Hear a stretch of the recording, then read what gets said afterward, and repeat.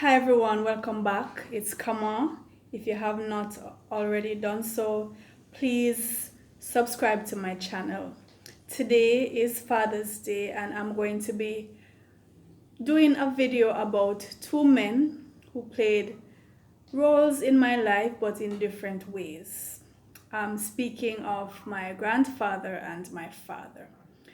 So I'm going to start by telling you a little bit about each one, and then I'm going to tell you the ways that they were similar and the ways that they impacted my life differently. So starting with my father, his name was Nicholas. So everybody called him Nicky or Mr. Nicky. I called him Dada. Right, so I remember him almost always having his cap on. He was known for that.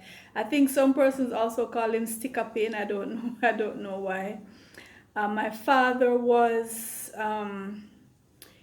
he repaired refrigerators and stoves and appliances. He was also an electrician, and he would work on his van. He had a white Datsun van, I remember. And my grandfather, his name was Nathaniel, and everybody called him Natty or Mr. Natty. We called him Daddy. So I called my father Dada and my grandfather Daddy.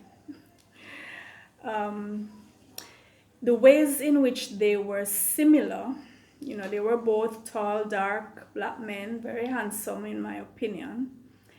They both loved to play dominoes. They both loved betting on horses. This was something that their Saturdays were taken up with, going to the betting shop to place their bets on horses and then coming back to listen to the radio to see which horse won and, claiming their prizes if they won. So this, in my childhood, I remember this very clearly. My grandfather also had our house, our yard was the center of the domino games in my I lived in a valley, and my grandfather had a shed in the yard that he made, and he had a domino table, two domino tables actually, and the men from all over that little section of the community would come at night and especially on weekends to play dominoes. And so our yard was the hub for all of that. My grandfather, I don't remember him smoking. I don't think any of them smoked as far as I can remember. My father, however, was an alcoholic. He drank a lot, and this caused a lot of arguments, as you can imagine, when he came home. So he came home every night. He was there, but he was never really there in terms of being emotionally available. Certainly not to me. And so there was this gap in my life as far as my father was concerned, which I think my grandfather filled.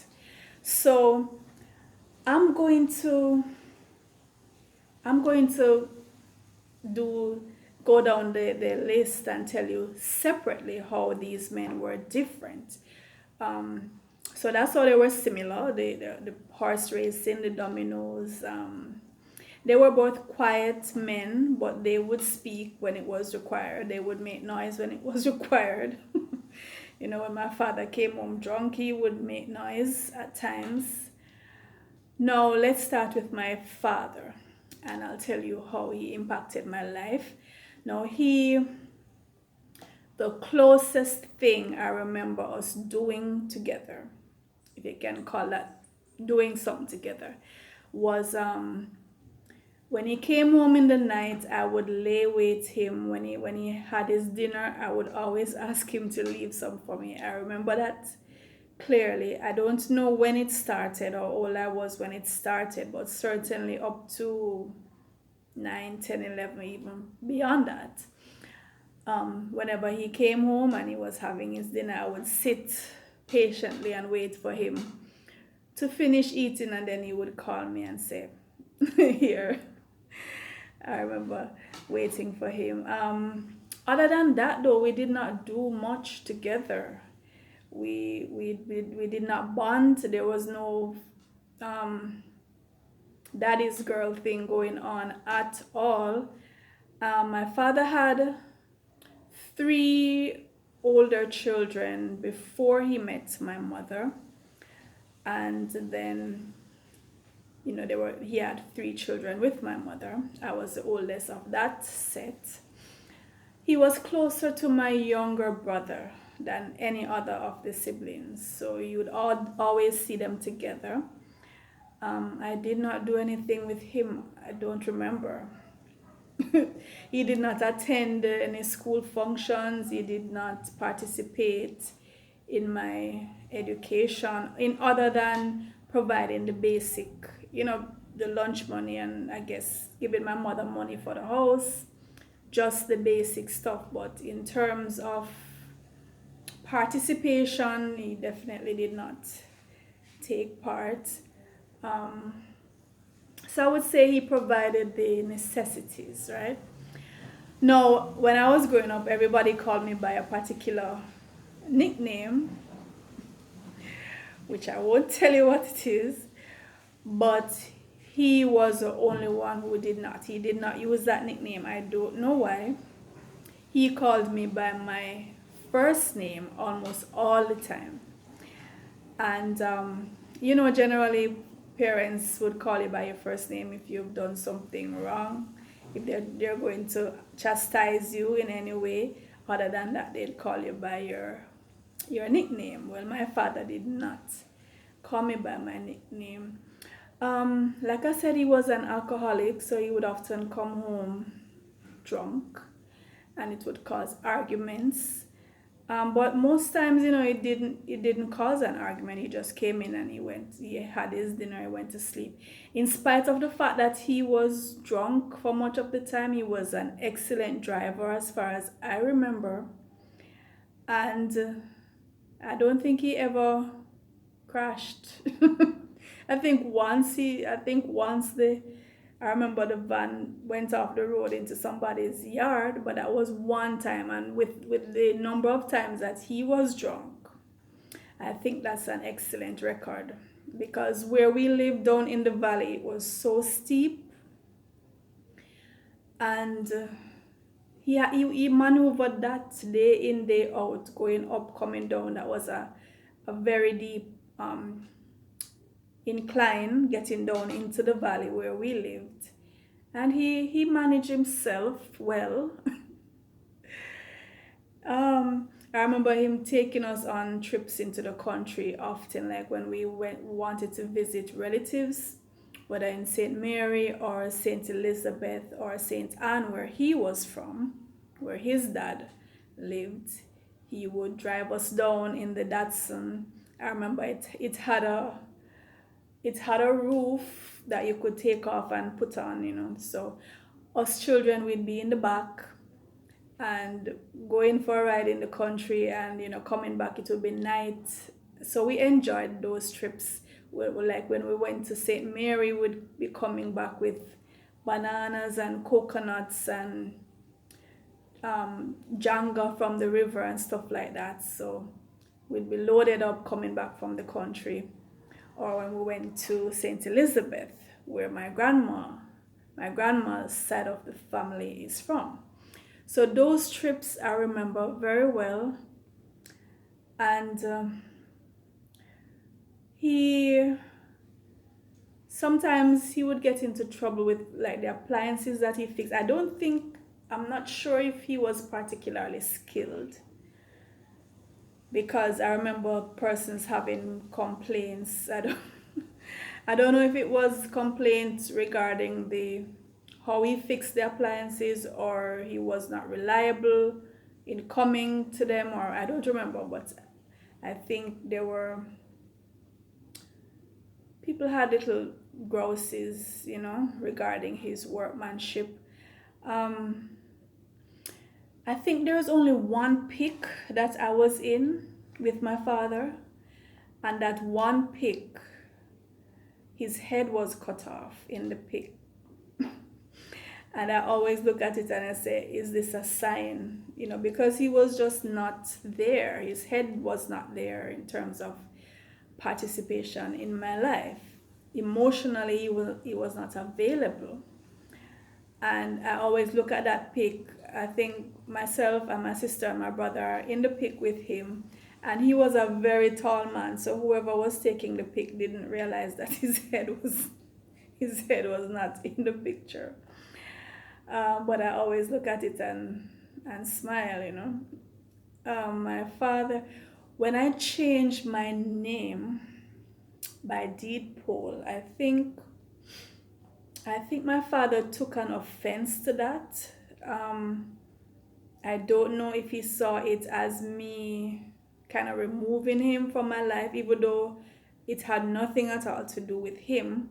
It had to do with me reaffirming my blackness, my Afrocentricity. But I think from things that he did and said, I think he took it more to heart as like me severing ties with him. No, we were never close when I was young, and so when I became an adult, we drifted even further apart. And so when he died in the hospital, because of the liver damage from the alcohol. I never went to visit him, and I never attended his funeral.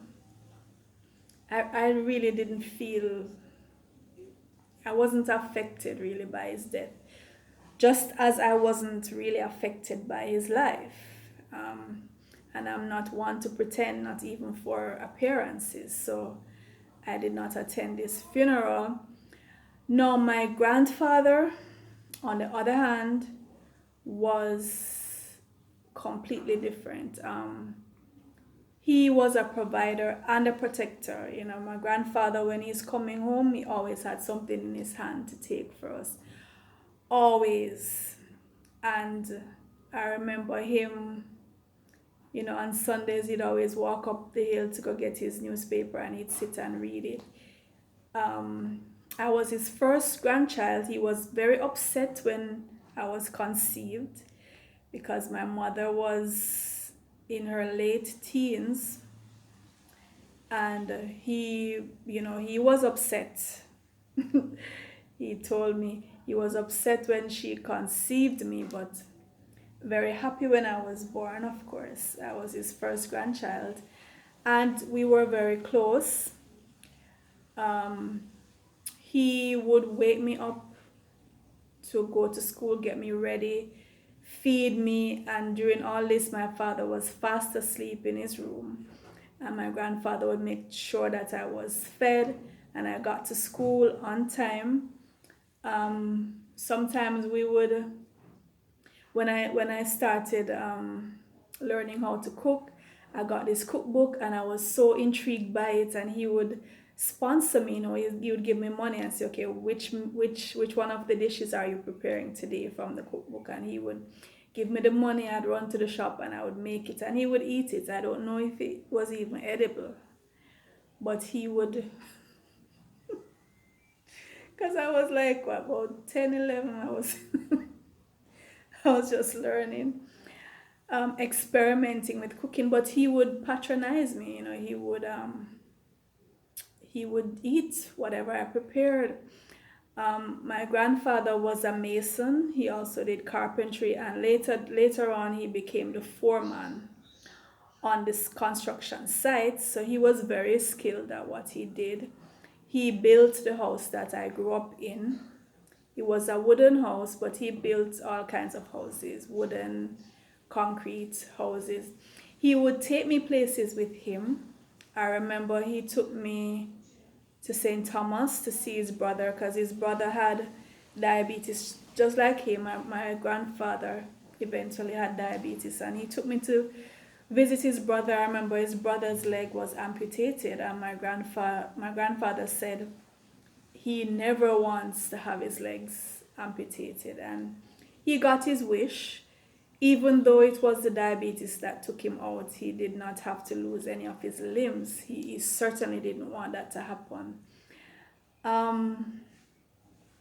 Yeah, and when he was in the hospital, and I went to visit him, I gave him a sponge bath, and I knew that was very special to him because he told everybody who came to visit. He said, my granddaughter bathed me, my granddaughter came and she bathed me. When he died, I read a tribute to him at his funeral. His death was really the first major death in my life, from somebody who I actually grew up with. Because, you would hear of relatives dying or friends of the family dying, but someone who I actually grew up in the same house who died, my grandfather, was the first, and actually the first of several, because after he died, several other persons who were close to me died after that, shortly after that, right? My brother, my uncle, my grandmother, my other brother. So it was like a string of deaths following his. But, by comparison, I would say definitely my grandfather was more impactful in my life, and he's very much missed. His presence is very much missed. He only met 2 of my children. When he died, my second child was 7 months old. I remember I took him to visit. We went to visit, and I placed the baby in his arms, and I said, here is your great grand. He didn't get to meet my other 2 children. So that is a regret for me. But, my grandfather, his memories really live on. They definitely live on. One of the novels that I wrote, The Fighter in the Family, was actually it was dedicated to him, and it was based on our relationship. It wasn't a true story, but the main characters, the grandfather and his granddaughter, they were based on the relationship that my grandfather and I had. And so that's the comparison, Nikki and Natty. My father and my grandfather. I hope you enjoyed my story. Please let me know how you feel, and let me know what impact your dad and your granddad had in your life. So please subscribe if you haven't done so, and join me. Keep watching my videos. Press the bell so you can know when I post new videos. And I'll see you next time.